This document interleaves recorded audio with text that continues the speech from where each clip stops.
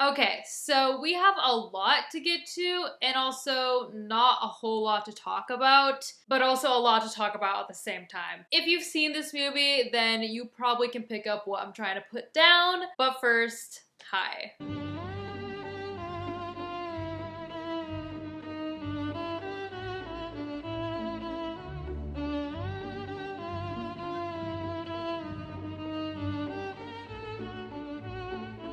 Welcome back to my channel, or welcome if you've never been here before. Today, we are going to be talking about the newest neon horror release, Cuckoo. Now, I've seen so many trailers for this movie, and I still had no idea what this movie was about, so I truly went in blindly. So I'll just read you the premise that is on Letterboxd because I wouldn't even really know how to summarize this movie for you. After reluctantly moving to the German Alps with her father and his new family, Gretchen discovers that their new town hides sinister secrets as she's plagued by strange noises and frightening visions of a woman pursuing her. This movie adds on to a trend that I've been seeing a lot with newer horror movies, at least this year, and the word that comes to mind is confusing. So many movies I feel like that have come out, at least the ones that I've seen. The First Omen was kind of confusing. Longlegs was kind of confusing as well. I've just been noticing a trend and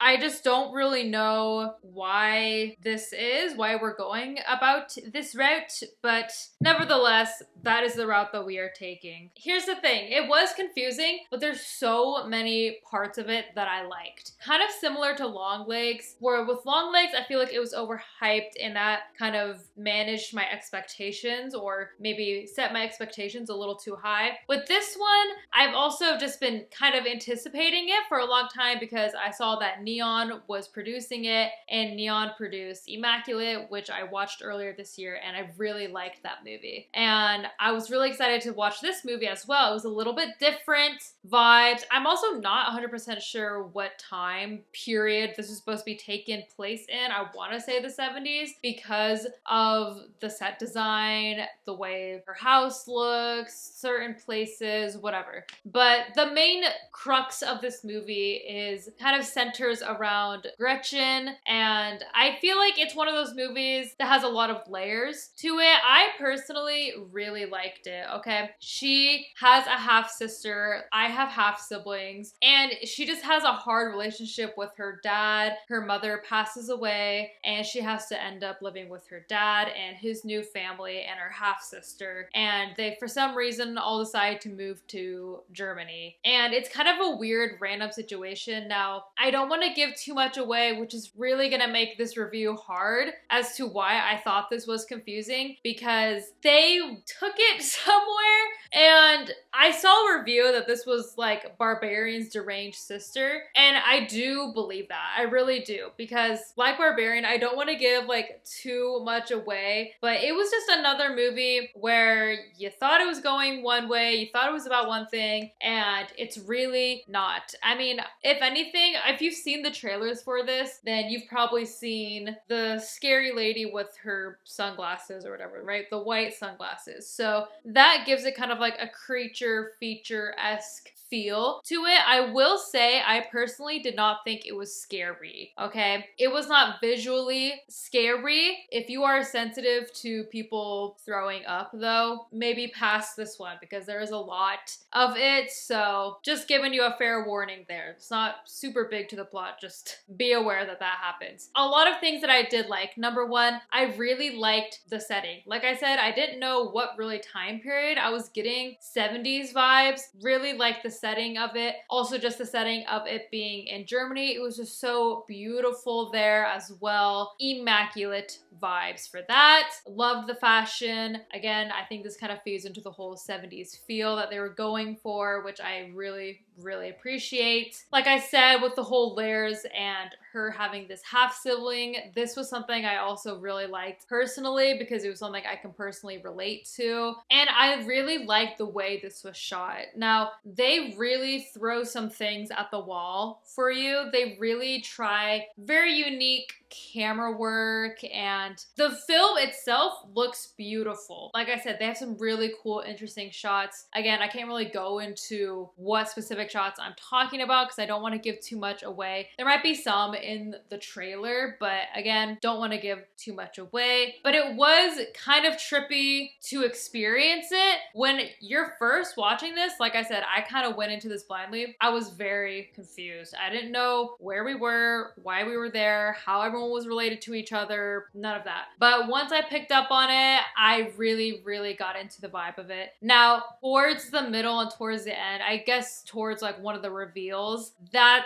kind of confused me, and I was kind of hoping they would explain it a little bit more, which they did. So I feel like this is a movie, if I rewatched it, then I could probably get it. There's only like 2 movies that came out this year where first watch, I got it. Those movies being Late Night with the Devil and Immaculate. Pretty much every other movie that's come out this year, it's taken me a while to understand what exactly is going on here. Out of 5 stars, I gave this 4 stars, and out of 10, I would give this like a 7 or an 8 out of 10. Like I said, it's something I'd have to sit on. I'd probably have to watch more like movie reviews or explaining the plot a little bit kind of videos again, or maybe just rewatching it, because I feel like this is the type of movie where you would have to rewatch it. I don't think you're really supposed to get it the first time you watch it. If you do, all of the power to you. I truthfully did not get it. I did, but also I feel like I'd understand more if I rewatched it. Does that make sense? That's kind of how I'm feeling. Let's read some reviews that I thought were funny. This person gave it 4 stars and said, "A lesbian always saves the day. I'll tell you that much." And that is so true.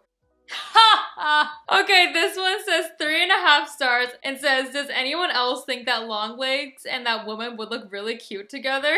That is so fucking funny. I'm saving that. Okay, yeah, so this one says Cuckoo tends to lose its intrigue the longer it goes. The first part where it says Cuckoo tends to lose its intrigue, there was, okay, like I said, I understood what was going on. Halfway through, I was like, hey, yes. And then I felt like the ending kind of dragged on a little bit, or I was like, damn, this shit is still going on. I kind of felt the same way.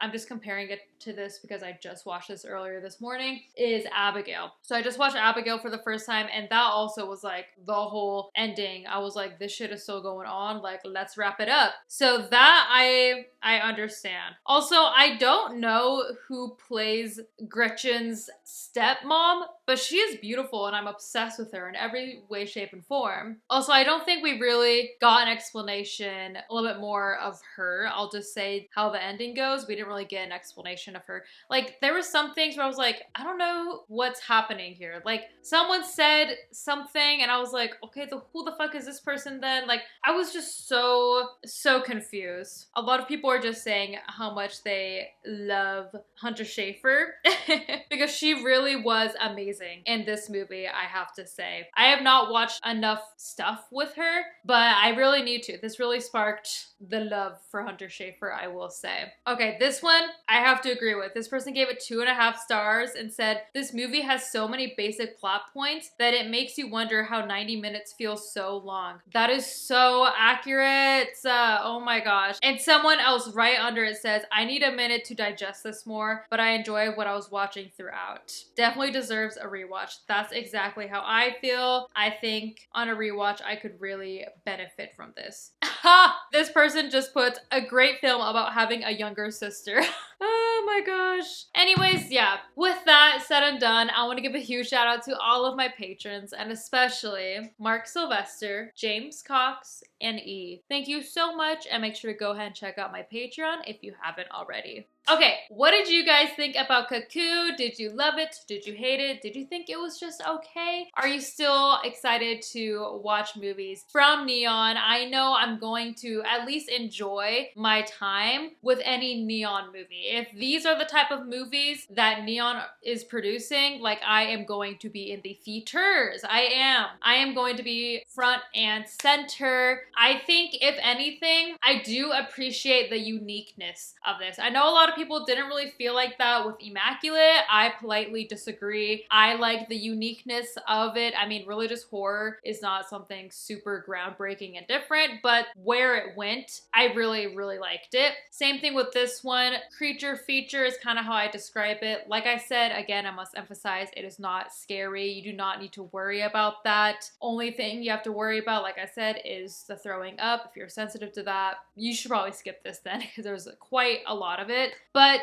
I do like the concept of this. I do like what they had in mind. I don't know if this was their goal because maybe they wanted people to rewatch it multiple times. I mean, you would want people to watch your movie multiple times, but upon first impressions, first time watching it, kind of confusing, and I don't really know if that's what they were going for. But again, I would be down to rewatch this movie. Thank you guys for coming along with me on this journey. Make sure to like, comment, subscribe, do all of that jazz, and as always, thanks for watching.